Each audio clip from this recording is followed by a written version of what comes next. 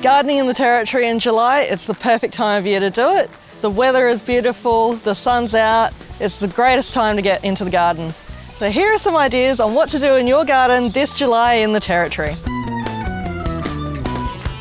This time of year in the Territory, you should be planting some great shrubs like your lily-pillies, your ixoras and your maciendas. There's a huge range of ferns in store right now, the perfect plant to fill your indoor spaces with some beautiful lush greenery. So my favourite fern's got to be the Blacknam fern. They've just got a beautiful display of foliage, it's always green, and they just grow to that perfect size. So our perfect plant promise, all our plants are guaranteed for 12 months, except for our seedlings. So if you're not 100% happy, just bring it back to the store with your receipt and we'll happily refund it.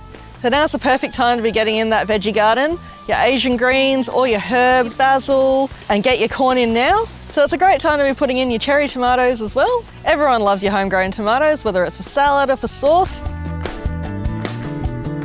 So in July, up in Darwin, you'll be harvesting corn, tomatoes, kale, and all your other leafy greens. And in Alice, you'll be harvesting your broccoli, cabbage, and your cauliflower.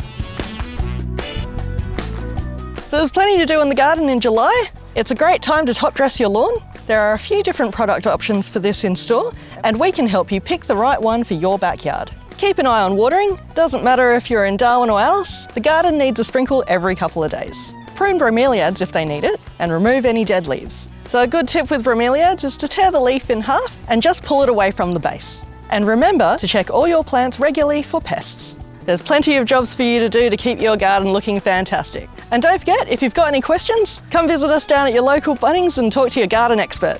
Click here for more gardening advice, and click here to return to the Bunnings website.